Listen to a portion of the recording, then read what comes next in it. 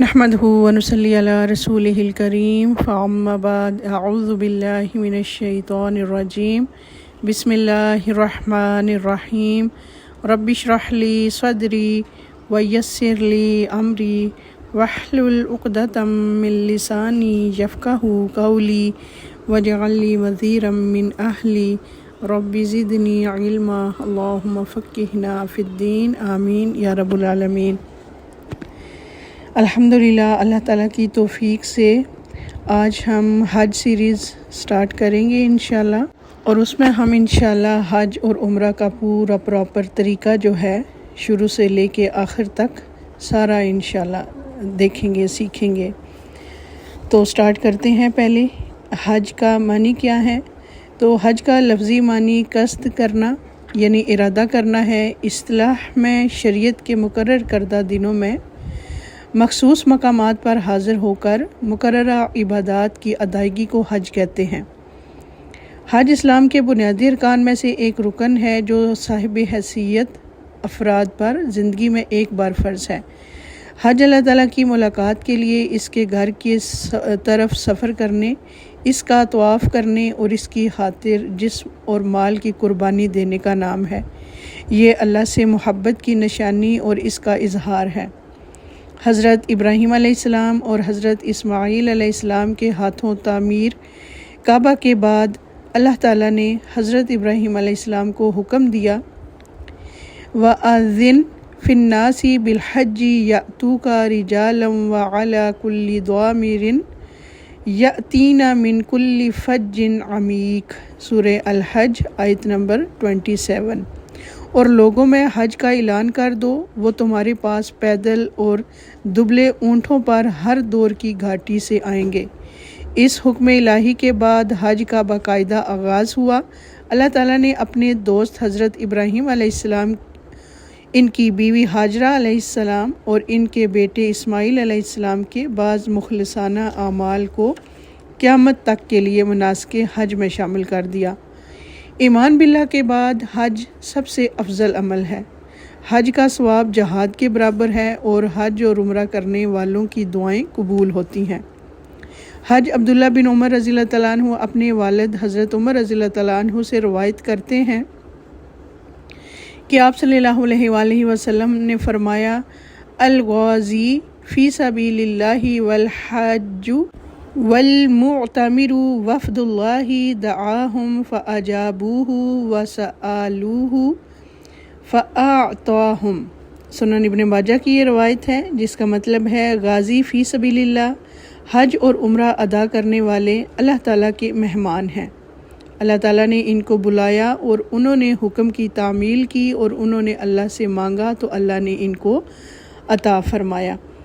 اسی طرح حضرت ابو ہریرہ رضی اللہ تعالیٰ عنہ سے روایت ہے کہ رسول اللہ صلی اللہ علیہ وآلہ وسلم نے فرمایا، العمرۃ الی العمرۃ کفارۃ لما بینہما والحج المبرور لیس لہ جزاء الا الجنہ، متفق علیہ۔ عمرہ ان تمام گناہوں کا کفارہ ہے جو موجودہ اور گزشتہ عمرہ کے درمیان سرزد ہوئے ہوں، اور حج مبرور کا بدلہ جنت کے سوا کچھ نہیں ہے۔ حج مبرور وہ حج ہے جسے خالص نیت کے ساتھ اللہ کی رضا کے حصول کے لیے حلال مال سے تمام اصول و قواعد کو سامنے رکھتے ہوئے اور تمام ممنوعات سے بچتے ہوئے نبی کریم صلی اللہ علیہ وآلہ وسلم کے سکھائے ہوئے طریقے کے مطابق کیا جائے۔ جو شخص حج یا عمرہ کے لیے جاتے ہوئے راستے میں فوت ہو جائے تو بھی اسے حج اور عمرے کے برابر ثواب ملتا ہے۔ حضرت ابو ہریرہ رضی اللہ تعالیٰ عنہ سے روایت ہے کہ رسول اللہ صلی اللہ علیہ وآلہ وسلم نے فرمایا، من خرج حاجا او معتمرا او غازیا ثم مات فی طریقۃ کتب اللہ لہ اجر الغازی والحج والمعتمر الی یوم القیامہ، جس کا ترجمہ ہے، جو شخص حج یا عمرہ یا جہاد کے ارادے سے نکلے اور اسے راستے میں موت آ جائے تو اللہ تعالیٰ اسے قیامت کے دن غازی، حاجی یا عمرہ کرنے والے ثواب عطا فرمائے گا۔ اللہ تعالیٰ ہم سب کو حج کی نعمتوں اور برکتوں سے فیضیاب کرے، آمین یا رب العالمین۔ اب ہم دیکھیں گے فریضہ حج کے بارے میں ارشاد باری تعالیٰ ہے وَلِلَّهِ عَلَى النَّاسِ حِجُّ الْبَيْتِ مَنِ اسْتَطَاعَ إِلَيْهِ سَبِيلًا وَمَنْ كَفَرَ فَإِنَّ اللَّهَ غَنِيٌّ عَنِ الْعَالَمِينَ سورہ ال عمران آیت نمبر 97 میں ہے، اور لوگوں پر اللہ تعالیٰ کا یہ حق ہے کہ جو اس کے گھر تک پہنچنے کی استطاعت رکھتا ہو وہ اس کا حج کرے، اور جس نے انکار کیا تو بے شک اللہ تعالیٰ جہاں والوں سے بے نیاز ہے۔ استطاعت سے مراد راستے کا سامان اور سواری کا انتظام ہے۔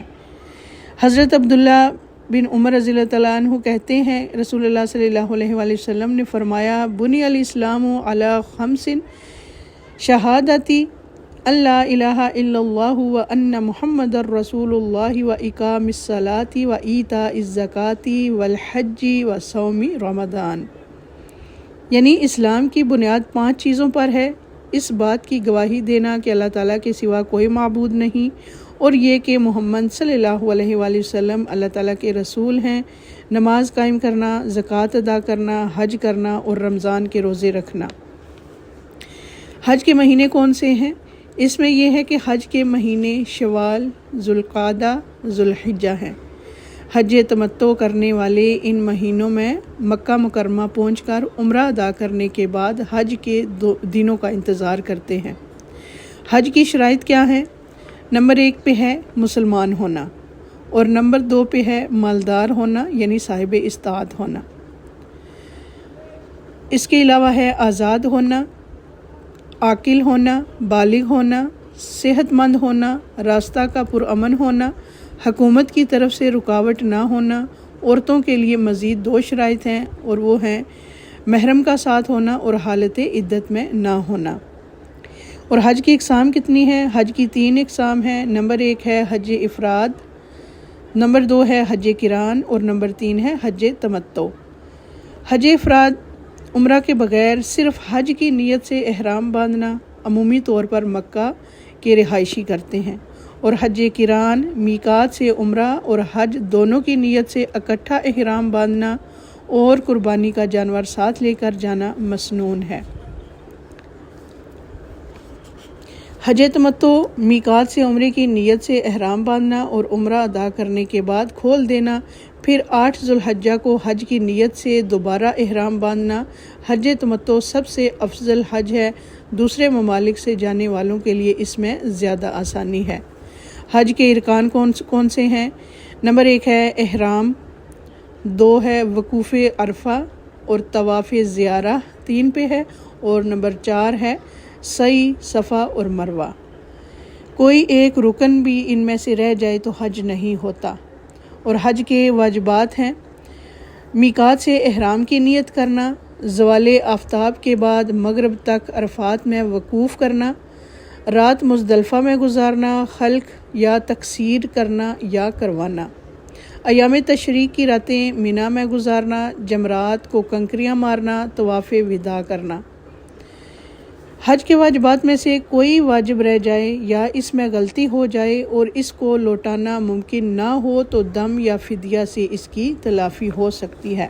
روانگی سے قبل ضروری امور ایک نظر میں ہم دیکھ لیتے ہیں کہ ان میں سب سے پہلے آتا ہے کہ اپنی نیت اللہ رب العالمین کے لیے خالص کر لیں۔ دوسرے نمبر پہ ہے کہ قرض ذمہ ہو تو اسے ادا کر دیں۔ تیسرے نمبر پہ ہے خاص امور سے متعلق وصیت تحریر کریں۔ مصارف حج کے حلال ہونے کا جائزہ لیں۔ حج کے لیے روحانی، جسمانی اور علمی تیاری کریں۔ مرد جماعت سے نماز کا اہتمام کریں۔ تلاوت قرآن مجید اور کتب احادیث اور سیرت کا مطالعہ کریں۔ دعائیں یاد کرنے کا خاص اہتمام کریں اور روزانہ چہل قدمی کریں۔ اس کے علاوہ سفر حج کے لیے ضروری اشیاء میں سب سے پہلے ہے کہ سامان سفر زیادہ نہ لیں، ضروری چیزوں پر اکتفا کریں۔ قرآن مجید، قرآنی اور مسنون دعائیں اور حج و عمرہ کی رہنمائی کے لیے کتب ساتھ ہونی چاہیے، اور پرس، نوٹ بک، قلم، تسبیح، سفری جائے نماز، نیل کٹر، چھوٹی کینچی۔ اس کے علاوہ احرام کے 2 جوڑے، کمر کی پیٹی یعنی بیلٹ، گلے میں لٹکانے کے لیے بیگ۔ اس کے علاوہ ذاتی استعمال کے چند جوڑے چپل، جرابیں، سوئی دھاگا، بٹن، چھتری، اینک وغیرہ۔ اس کے علاوہ حاجی کیمپ کے ڈاکٹر سے تصدیق کروانے کے بعد زیر استعمال دوائیں۔ جوتے رکھنے کے لیے کپڑے کا بنا ہوا تھیلا ہونا چاہیے اور خطبہ حج سننے کے لیے چھوٹا ریڈیو ہونا چاہیے۔ فی سبیل اللہ تقسیم کرنے کے لیے دعاؤں کی کتابیں، کتابچے اور کارڈز وغیرہ لازمی اپنے پاس رکھنے چاہیے۔ اس کے علاوہ سفر کی دعائیں، گھر سے روانہ ہوتے ہوئے مندرجہ ذیل دعائیں مانگنی چاہیے۔ مسافر گھر والوں کو دعا دے۔ دعا ہے سنن ابن ماجہ کی، استودعکم اللہ الذی لا تضیع ودائعہ، میں تمہیں اللہ کے سپرد کرتا ہوں جس کے پاس رکھی گئی امانتیں ضائع نہیں ہوتی۔ اسی طرح گھر والے جو ہیں وہ مسافر کو دعائیں دے کے ودا کریں۔ جامع ترمذی میں آتی ہے، استودع اللہ دینک و امانتک و خواتیم عملک، یعنی میں تیرا دین، تیری امانت اور تیرا آخری عمل اللہ تعالیٰ کے سپرد کرتا ہوں۔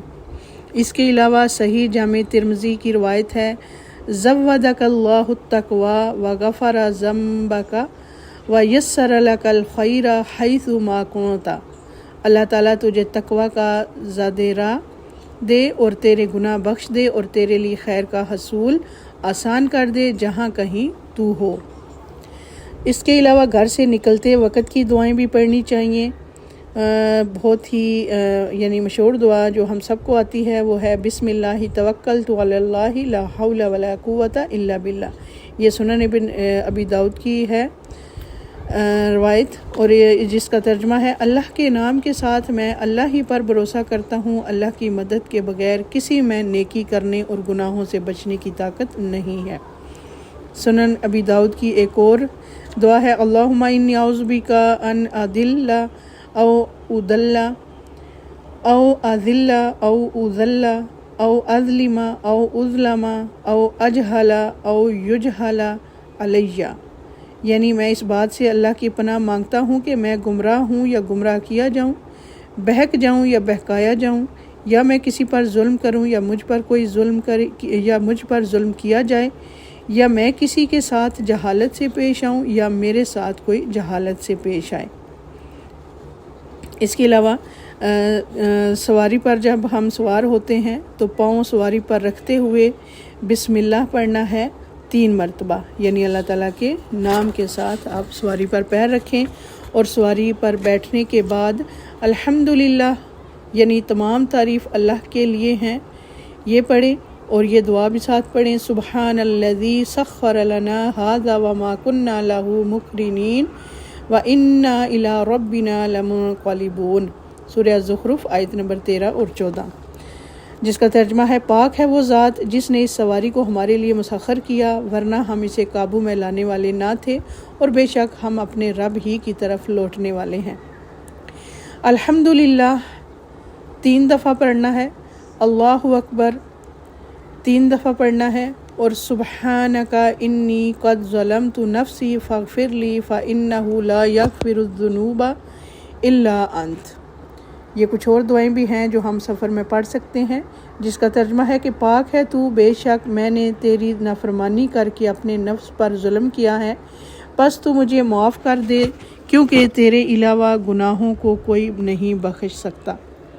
ایک اور دعا ہے صحیح مسلم کی، ان اللہم انا نسألک فی سفرنا ھذا البر والتقوی ومن العمل ما ترضی، اللہم ھون علینا سفرنا ھذا واطوی عنا بعدہ، اللہم انت الصاحب فی السفر والخلیفۃ فی الاہل، اللہم انی اعوذ بک من وعثاء السفر وکآبۃ المنظر وسوء المنقلب فی المال واہلی۔ اے اللہ، بے شک ہم آپ سے سوال کرتے ہیں اس سفر میں بھلائی، تقوی اور ایسے عمل کا جس سے آپ راضی ہو جائیں۔ اے اللہ، ہمارے لیے ہمارے سفر کو آسان بنا دے اور اس کے فاصلوں کو کم کر دے۔ اے اللہ، اس سفر میں آپ ہی ہمارے ساتھی ہیں اور ہمارے گھر والوں کے محافظ ہیں۔ اے اللہ، بے شک میں اس سفر کی تکلیف، پریشان کن مناظر اور اپنے مال اور اہل خانہ کی طرف برائی کے ساتھ لوٹنے سے آپ کی پناہ چاہتا ہوں۔ اسی طرح دوران سفر جب ہم بلندی پر چڑھتے ہیں، یعنی جہاز پر یا پھر پہاڑ پر، تو اللہ اکبر کا ذکر کریں، اور جب ہم بلندی سے نیچے اترتے ہیں تو تب سبحان اللہ پڑھیں۔ کسی جگہ پر ٹھہریں تو یہ دعا پڑھیں، ربی انزلنی منزلا مبارکا وانت خیر المنزلین، یعنی اے میرے رب، مجھے برکت والی جگہ اتار اور آپ بہترین اتارنے والے ہیں۔ اس کے علاوہ ربی ادخلنی مدخل صدق واخرجنی مخرج صدق واجعل لی من لدنک سلطانا نصیرا، یہ بنی اسرائیل کی آیت ہے، آیت نمبر 80، جس کا ترجمہ ہے، اے میرے رب، مجھے سچائی کے مقام پر داخل کر اور مجھے سچائی کے مقام سے نکال، اور میرے لیے اپنے پاس سے مددگار قوت مہیا فرما۔ ایک اور روایت ہے، صحیح مسلم کی دعا ہے، اعوذ بکلمات اللہ التامات من شر ما خلق، میں اللہ کے اثر کرنے والے کلمات کے ساتھ تمام مخلوق کے شر سے پناہ چاہتا ہوں۔ یہ تو ہو گیا ہمارا سفر، اور اب انشاءاللہ عمرے کے بارے میں تھوڑا سا دیکھتے ہیں۔ عمرہ مسنون عبادت ہے اور آخرت میں اس کا اجر و ثواب بہت زیادہ ہے۔ عمرہ کرنے سے انسان کا نفس گناہوں کے اثرات سے پاک ہوتا ہے۔ رسول اللہ صلی اللہ علیہ وآلہ وسلم نے فرمایا، العمرۃ الی العمرۃ کفارۃ لما بینہما، یعنی ایک عمرہ کے بعد دوسرا عمرہ ان کے درمیان ہونے والی کمی کوتاہی، غلطی یا گناہ کا کفارہ ہے۔ رمضان میں عمرہ ادا کرنے سے نبی صلی اللہ علیہ وآلہ وسلم کے ساتھ حج کرنے کے برابر ثواب ملتا ہے۔ اس کے علاوہ اخلاص ہے۔ اللہ سبحانہ وتعالیٰ کا ارشاد ہے کہ وَأَتِمُّوا الْحَجَّ وَالْعُمْرَةَ لِلَّهِ، اور حج اور عمرہ اللہ تعالیٰ کے لیے پورا کرو، یعنی ہم خالص ہو کر صرف اور صرف اللہ تعالیٰ کی رضا حاصل کرنے کے لیے اس کی عبادت کریں۔ اس کے بعد احرام ہے۔ احرام کی حالت میں مردوں کا لباس 2 سفید چادروں پر مشتمل ہوگا، ایک چادر بطور تہبند اور دوسری چادر اوڑھنے کے لیے استعمال کرنی ہوگی۔ احرام کی حالت میں عورت کے لیے کوئی الگ لباس سنت سے ثابت نہیں ہے، تو لہٰذا اس میں خواتین پردے کے شرعی احکام کی پابندی کرتے ہوئے اپنے روزمرہ کے لباس ہی میں نیت کریں گی۔ یہ صحیح بخاری سے ہمیں یہ بات پتہ چلتی ہے۔ اس کے علاوہ احرام کی حالت میں ممنوع امور کون سے ہیں؟ ان میں سب سے پہلے ہے ناخن اور بال کاٹنا، خوشبو لگانا یا خوشبو لگا کپڑا استعمال کرنا، شکار کرنا یا کروانا، شوہر اور بیوی کا جسمانی تعلق یا کسی بھی قسم کی جنسی گفتگو کرنا منع ہے، منگنی یا نکاح کرنا یا کروانا منع ہے، خواتین کا حالت احرام میں دستانے اور نقاب استعمال کرنا منع ہے۔ سب سے نوٹ کرنے والی بات یہ ہے کہ جو بال یا ناخن خود گر جائیں ان پر کوئی دم یا فدیہ نہیں ہے۔ مردوں کے سامنے آنے یا گزرنے کی صورت میں خواتین چہرہ ڈھانپ سکتی ہیں۔ احرام کی حالت میں جائز امور کون سے ہیں؟ اس میں یہ ہے کہ احرام سے قبل غسل کر کے جسم پر خوشبو لگانا، غسل کرنا، سر دھونا، کپڑے تبدیل کرنا، سر اور بدن کھجانا، بغیر خوشبو والا صابن اور تیل استعمال کرنا، چھتری یا خیمہ استعمال کرنا، نہ بجنے والا زیور پہننا، سرما استعمال کرنا، مرہم پٹی کرنا یا کروانا، یہ سب جائز ہیں، اور علم و ادب سکھانے کے لیے بچے یا ملازم کو سرزنش کرنا بھی۔ اسی طرح موذی جانور جیسے سانپ، بچھو، چوہا، مکھی یا جوں وغیرہ کو بوقت ضرورت مار سکتے ہیں۔ نیت میں کیا آتا ہے؟ حج تمتع کا ارادہ کرنے والے میقات سے لبیک بالعمرتی کہہ کر صرف عمرہ کی نیت کریں، اور حیض میں ہونے کے باوجود خواتین میقات سے عمرہ کے احرام کی نیت کریں۔ مرد بلند آواز سے جبکہ خواتین ہلکی آواز میں تلبیہ پڑھیں۔ تلبیہ کے مسنون الفاظ مندرجہ ذیل ہیں۔ دوران سفر زیادہ سے زیادہ تلبیہ پڑھیں۔ تلبیہ کے الفاظ یہ ہیں، لبیک اللہم لبیک، لبیک لا شریک لک لبیک، ان الحمد والنعمت لک والملک لا شریک لک۔ میں حاضر ہوں اے اللہ، میں حاضر ہوں، میں حاضر ہوں، تیرا کوئی شریک نہیں، میں حاضر ہوں، بے شک ہر تعریف اور ہر نعمت اور ہر بادشاہت تیری ہی کے لیے ہے، تیرا کوئی شریک نہیں۔ حج بدل کسی کی جگہ حج کرنے والا، یعنی حج بدل وہ ہے جو کسی کے لیے حج کرتا ہے۔ نیت کرتے وقت اس فرد کا نام لے جس کی طرف سے وہ حج کرے گا۔ شہر میں داخل ہوتے وقت اللہم بارک لنا فیہا یہ دعا پڑھیں، یعنی اے اللہ ہمارے لیے اس بستی، شہر یا گاؤں میں برکت عطا فرما دے، 3 بار یہ کہیں۔ اس کے بعد یہ ہے اللہم ارزقنا جناہا وحببنا الی اہلہا وحبب صالحی اہلہا الینا۔ اے اللہ ہمیں اس بستی کے پھلوں سے مستفید فرما اور یہاں کے لوگوں کے دلوں میں ہماری محبت ڈال دے اور یہاں کے نیک افراد کو ہمارے لیے محبوب بنا دے۔ یعنی شہر میں جب داخل ہوں گے تو یہ دعائیں پڑھیں انشاءاللہ۔ اس کے بعد ہے مسجد الحرام میں داخلہ۔ مسجد میں داخل ہوتے وقت اپنا سیدھا پاؤں مسجد میں رکھیں اور یہ دعائیں مانگیں۔ بسم اللہ والسلام علی رسول اللہ، اللہم اغفر لی ذنوبی وافتح لی ابواب رحمتک۔ اے اللہ کے نام کے ساتھ اور اللہ کے رسول صلی اللہ علیہ وسلم پر سلام ہو، اے اللہ میرے گناہ معاف فرما دے اور میرے لیے اپنی رحمت کے دروازے کھول دے۔ اسی طرح بیت اللہ شریف کو دیکھنا۔ مسجد الحرام میں داخلہ کے بعد بیت اللہ کو دیکھ کر دعا کریں۔ اس کے بعد طواف ہے۔ سب سے پہلے باوضو ہو کر طواف کریں۔ حضرت عروہ بن زبیر رضی اللہ تعالیٰ عنہ روایت کرتے ہیں کہ نبی اکرم صلی اللہ علیہ وآلہ وسلم کے حج کے بارے میں حضرت عائشہ رضی اللہ تعالیٰ عنہ نے مجھے بتایا، جب نبی صلی اللہ علیہ وسلم مکہ تشریف لائے تو سب سے پہلے آپ صلی اللہ علیہ وسلم نے وضو کیا، پھر بیت اللہ شریف کا طواف کیا۔ طواف شروع کرنے سے پہلے تلبیہ پڑھنا بند کر دیں۔ دوران طواف موبائل پر بات کرنا، تصاویر بنانا یا بنوانا عبادت کی روح کو متاثر کرتا ہے، اس لیے ان کاموں سے اجتناب کریں۔ مرد اصطباع کریں، یعنی اپنی اوڑھی ہوئی چادر کا ایک حصہ دائیں کندھے کے نیچے سے نکال کر بائیں کندھے پر ڈالیں اور دایاں کندھا کھلا رکھیں۔ خواتین ستر اور پردہ کے شرعی احکام کی پابندی کرتے ہوئے طواف کریں۔ طواف کی ابتدا حجر اسود کے استلام یعنی بوسہ دینا یا ہاتھ یا کسی اور چیز سے حجر اسود کو چھو کر اس کا بوسہ دے لینا سے کریں۔ یہ جامع ترمذی سے ہمیں بات پتہ چلتی ہے۔ اس کے علاوہ بسم اللہ اللہ اکبر کہتے ہوئے حجر اسود کا استلام کریں۔ صرف اللہ اکبر بھی کہہ سکتے ہیں۔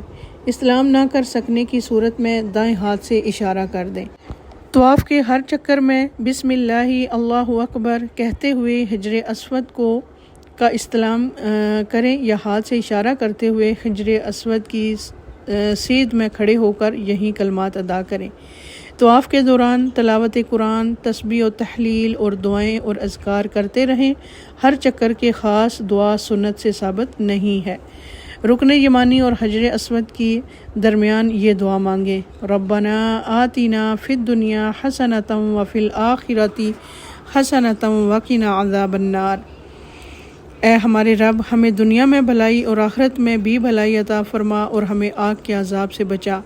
مرد طواف کے پہلے 3 چکروں میں رمل یعنی کندھے اکڑا کر تیز چلنا رمل کریں اور باقی 4 چکروں میں عام چال چلیں۔ عورتیں عام چال ہی سے طواف کریں گی۔ دوران طواف رکن یمانی کو صرف چھوئیں، بوسہ نہ دیں۔ اگر چھونا ممکن نہ ہو تو پھر بغیر اشارہ کیے گزر جائیں۔ دوران طواف نماز کا وقت ہو جائے تو طواف روک کر مرد اپنے کندھے ڈانپ کر نماز ادا کریں۔ نماز سے فارغ ہونے کے بعد مرد اپنا دایاں کندھا کھول لیں۔ پہلے چکروں کو شمار کرتے ہوئے باقی چکر پورے کر کے طواف مکمل کریں۔ خواتین بھی نماز باجماعت ادا کریں اور طواف کے باقی چکر بعد میں پورے کریں۔ نماز کی ادائیگی کے دوران صف بندی کی طرف پوری توجہ دیں۔ فرض نماز کی موجودگی میں کوئی دوسری نماز نہیں ہوتی، لہٰذا اس وقت صرف فرض نماز ادا کریں۔ مسجد الحرام میں طواف اور نماز ممنوع اوقات میں بھی ادا کر سکتے ہیں، یعنی زوال کے وقت۔ طواف مکمل کرنے کے بعد اصطباع ختم کر دیں۔ احرام، اصطباع اور رمل صرف عمرہ کے طواف کے لیے ہیں۔ طواف زیارت، طواف وداع یا دیگر نفلی طواف کے لیے نہ احرام باندھیں، نہ اصطباع اور رمل کریں۔